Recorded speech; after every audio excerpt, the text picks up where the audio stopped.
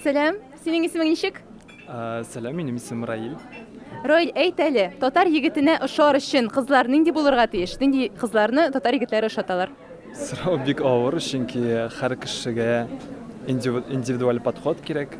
Бәлки кемгәдер, мәсәлән, тыйнак кызлар ошар, бәлки кемгәдер үзенең характеры булган кызлар ошар, кемгәдер бәлки матур кызлар кирәк, кемгәдер бәлки ул сыйфат бик үк мөһим дә түгелдер.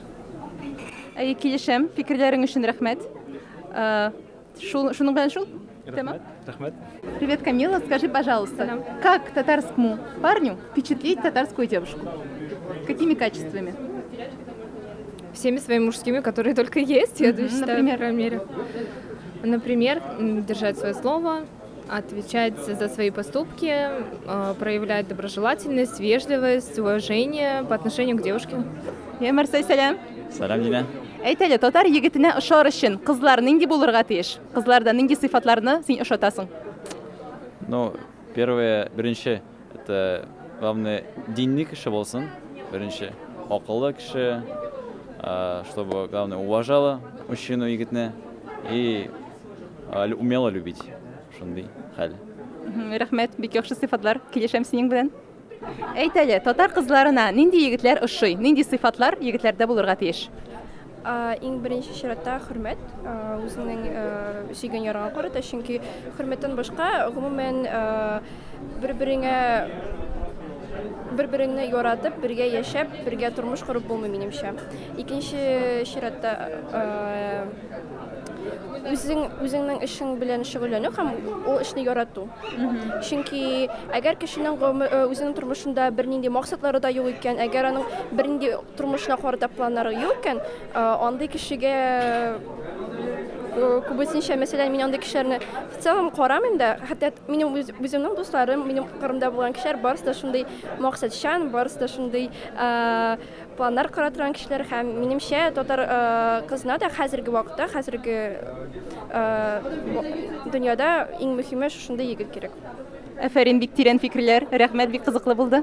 Рифкат абый, сез тәҗрибәле кеше буларак әйтегез әле, татар егетенә ошар өчен кызлар нинди булырга тиеш? Нинди сыйфатлар булырга тиеш кызларда? Аллах. Утыра торган сорау. Кызлар минем уемча нәрсә димени? Иң беренче тәртипле булырга тиеш, тыйнак, тәртипле. Татар кызы аннары татар телендә белергә тиеш.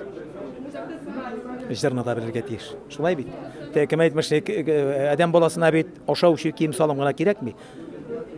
Рухи байлык та кирәк, җыры да кирәк. Иң беренчедән кабатлап әйтәм, тыйнак булырга тиеш, акыллы булырга тиеш. Менә шушындый сыйфатлар иң беренчеләп. Сәлем, Чулпан. Сәлем. Әйт әле, татар кызына ошар өчен егетләр нинди булырга тиеш? Минемчә, егетләр башлы булырга тиеш. Һәм инде ниндидер внимание күрсәтергә тиешләр кызларга, һәм матур киенергә дип уйлыйм. Ярый, бик кызыклы, рәхмәт. Тимур, сәлем. Сәлем.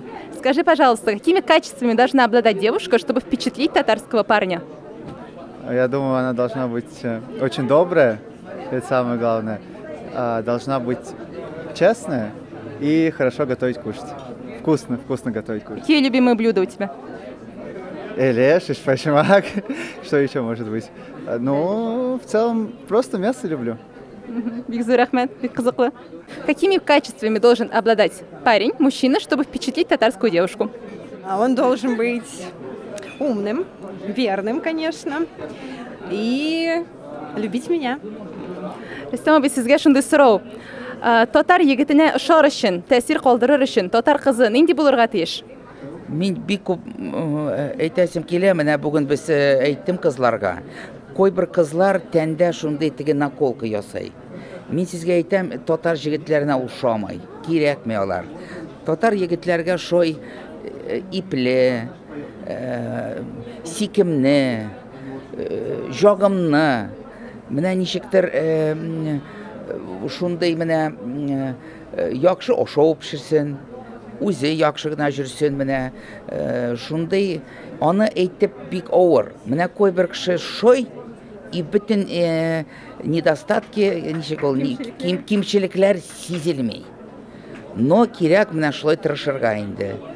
Тырышырга, үзеңне тоторга, кызлар инде ул турында гел уйлап жүрергә тиеш.